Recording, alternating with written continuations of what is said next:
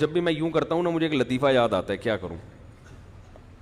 وہ بار بار آپ سن چکے ہیں، وہی ٹرین والا قصہ نا. دو آدمی جا رہے تھے، ایک کراچی کا تھا، ایک کہیں گاؤں دیہات کا تھا.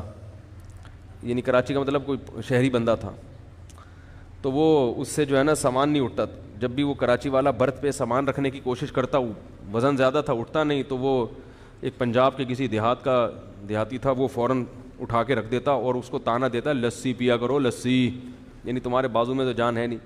پھر کوئی چیز اٹھا کے رکھنی ہوتی، وہ کراچی والے سے اٹھتی نہیں، پھر وہ کہتا لسی پیا کرو، اٹھا کے رکھ دیتا، لسی پیو، تانے بار بار نا، ہر چیز پہ تانے.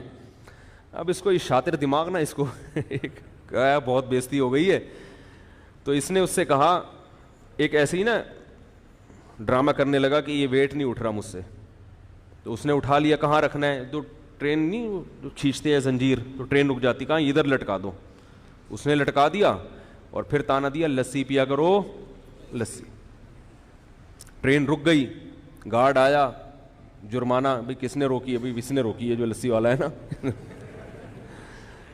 جرمانہ لیا، وہ چلا گیا. اب یہ کراچی والا اسے کہہ رہا ہے چائے پیا کرو چائے.